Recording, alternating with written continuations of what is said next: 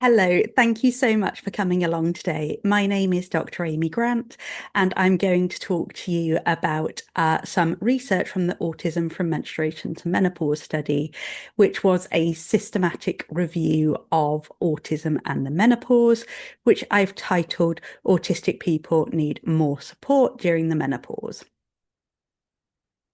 So before I get into the detail, let's give you some acknowledgements. So this project and the wider study are funded by the Wellcome Trust, and there are a big team of people who worked on this review, including postdoctoral researchers, lay community council members, and an autistic GP. And the research has recently been published in Autism in Adulthood. So let's give you a brief overview of this talk. I'll start out by thinking about how we search for evidence. I'll then think about how autistic people experience the menopause before sharing some early conclusions. And at the end, I'll share how you can access our review, including for free, and how to follow our project. So, thinking first of all, then about finding evidence and working collaboratively. So, our systematic review focused on autism and the menopause from 2003 to 2023, with some selected newer papers added as they were published. Um, and we included 8 studies and 7 blogs in our review. I completed the coding, and our analysis team including autistic adults with experience of menopause symptoms and autistic researchers, including a GP, so a primary care doctor. And I really do think this team working was important. Many of our discussion points came from discussions that I had with our community council members. So, moving into the findings then. So, how do autistic people experience the menopause? And we found 3 key areas, and I'll talk about each of these 3 in turn now. So, starting off with knowledge about the menopause. A lack of knowledge about the menopause was very, very common. And some people said that they thought this was because the menopause was quite taboo and it was a stigmatized subject, and that periods generally were stigmatized. So people didn't talk about it. To some extent, having weaker peer relationships, sometimes less strong family ties, meant that people didn't always know other people going through the menopause when they were taking part in research. Also, little seemed to be known about the autistic experience of menopause specifically and how that might be different. Participants in research studies said that there was a lack of resources and a lack of information from doctors. And some people said they didn't know that menopause could be different for autistic people until they started having symptoms that were different to the norm. Now, this lack of knowledge led to worry, confusion, and unanswered questions. We had one person in one study say that they didn't know their periods would ever end, so they thought they must have been pregnant. Another participant had talked about being worried that something was wrong with their health because they weren't expecting the menopause at all. Because of this lack of knowledge, some autistic people went and did their own research online. And we know this is common. So, my other research on breastfeeding found this as well, where the health service wasn't giving the information, people got their information elsewhere. And this often came from online forums where they could talk to other autistic people who were assigned female at birth. And it reduced the feeling of isolation, made people feel like there was a sense of community, but some did worry about the quality of the information they found. They would rather have had it from a medical source. And also, some people couldn't always access the internet or experience kind of infighting amongst the autistic community, so found those spaces more difficult. So that was our first core theme. Our second was menopause symptoms, and this is divided into a few different slides, but this first one focuses on most of the symptoms. So, first of all, symptoms fluctuated, and that can be really difficult for autistic people who preferred to have a sense of control and familiarity over what was happening in their lives. The rest of the list are all individual symptoms or groups of symptoms that we put together. And the red text is where there was something different to what we find in the non-autistic community. So, starting off then with mental health and meltdowns, this was the most commonly reported symptom, and people said their mental health got worse, and sometimes it could be quite severe. People could be much more anxious than they were before, or low in mood, and moods that were fluctuating. And autistic people also mentioned having more meltdowns, which really are when you are absolutely at the end of your tether as an autistic person, and it's an explosive burst of energy that just shows the extreme distress and overwhelm that you're in. And they're really unpleasant. People don't want to be having these. The second one was cognition, fatigue, and functioning. And many autistic people found that their cognition, so their processing speed, their memory, were severely impacted by the menopause. And it could sometimes be quite a drastic and sudden change. And this had quite a big impact on their energy levels. So previously they might have been able to push through, but this sometimes stopped during the menopause and was really disruptive. Sleep was also something that was commonly found in many autistic people, and this was often disrupted by things like hot flushes and night sweats, which are known as vasomotor symptoms. Autistic people also sometimes had palpitations, which is another vasomotor symptom. Now, sensory processing differences are a key element of being autistic. They're a key difference to non-autistic people. And some of the autistic people in menopause research studies said that their sensory sensitivities increased. Sometimes it was existing sensitivities got worse, or sometimes they got new ones. And this could be really difficult. And this could lead to anxiety, to finding it difficult to be in public space, and also to meltdowns. Could be really, really disruptive.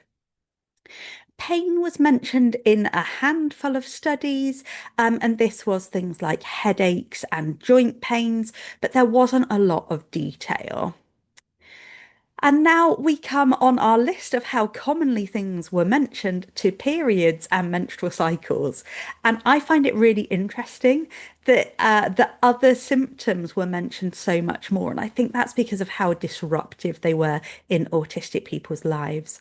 So periods could become heavier, cycle length could become shorter, and these aren't always things that are associated with menopause. Moving on to our next symptom, autistic people communicate differently to non-autistic people. So social interactions with non-autistic people can always be challenging, and some autistic people mask. And that is the concept of behaving and communicating in a way that is more like non-autistic people, even though it doesn't come naturally, because that stops negative impacts from happening when interacting with non-autistic people. Communication became more difficult during the menopause. So that meant both being able to say or share the information you wanted to, but also understanding what other people were saying to you. And masking became more difficult and sometimes even impossible. Lastly, there was a small amount of evidence on physical changes, like changes to skin and hair, and also urogenital changes like incontinence and pain with sex. Now, one key question is, do autistic people have more menopause symptoms than non-autistic people? And we had a small amount of evidence from two surveys. So we can say cautiously, yes, on average they do, but we might expect to find more information from more recent from newer studies in the future. Now, I've talked about quite a lot of different symptoms, but I think it's important to note that these had a really big impact on daily living for many autistic people. So work had become harder during the menopause. It might be things like the cognition, the working memory, the executive functioning, just became harder to do on a day-to-day basis. So some people had to change jobs. Relationships could be impacted with partners, family, and friends. But knowing you were autistic was a protective mechanism. So people were able to be kinder to themselves when they had these really disruptive symptoms. They were able to allow themselves to rest more, to be kinder and gentler, and they then had less distress associated with these symptoms. So now I've talked you through the symptoms, let's move on and think about treatment. So the first form of treatment was self-management, and people there tried to prioritize their own needs. So they did things like setting boundaries, not seeing people they found difficult so often, spending more time at home if they wanted to, doing activities they enjoyed, and having strategies to manage their energy and to rest. And this resting was sometimes a case of you had to rest or you were going to collapse. It wasn't just a proactive strategy, it was really necessary. But some people said not everyone could do this. So if they were parents or if they had older relatives they were caring for, they couldn't always prioritize their own needs. And some people didn't feel able to take help from others, for example, for tasks around the house like cooking and cleaning, or didn't have anybody they could ask to help. When self-management wasn't sufficient to manage those menopausal symptoms, which could get worse over time, people thought about asking support from health professionals. Most people said they'd like support from a health professional, but some chose not to seek that because they were worried about bad experiences based on their previous negative experiences of healthcare. When people did go to a doctor or a nurse appointment about their menopause symptoms, their experiences of the appointments were nearly always negative. They felt rushed, they couldn't share their needs, what they said was ignored or was misunderstood, and they felt that doctors didn't understand menopause or autism. There were a small number of positive accounts where people said they learnt new information or felt listened to, and one person talked about an autism accommodation of having extra time. And something I was really surprised about was that even though hormone replacement therapy or HRT is the gold standard menopause treatment, there was very little written about experiences of HRT, which implies that many autistic people weren't able to access it or they chose not to take it. So let's bring this to a conclusion then. Our analysis involved those with lived experience, and I think that was really important. It helped us to identify some missing elements and also to interpret what we found. As I mentioned, we did find some evidence, but more is needed, and that needs to take account of intersectionality, which was almost entirely missing from the current evidence. Now, there was evidence that autistic people experience the same menopause symptoms as non-autistic people and also some extra symptoms. Autism accessible healthcare is woefully lacking in general, and that needs to be improved urgently. And then autistic people need better menopause support, and that includes health professionals having better knowledge of the menopause generally and autistic menopause specifically. And lastly, I think I wouldn't be doing justice to this conference if I didn't focus on stigma. I think stigma has a negative impact on autism and menopause. And when we bring both of those together, I think that stigma is increased. And we urgently need societal change on both of these factors as just normal parts of life for a reasonable amount of society. So, those are my conclusions. If you would like to access our review, it is published in Autism in Adulthood. It isn't freely available under open access there, so you can get the full text from ResearchGate. And there's also a summary of our research on the conversation, which is a short kind of 800-word article. And then finally, if you'd like to find out more about the Autism from Menstruation to Menopause project, you can follow us on Instagram, TikTok, our website, YouTube, and Facebook. And you can also email to be added to our email list. And my own email is on there. So thank you very much for your time.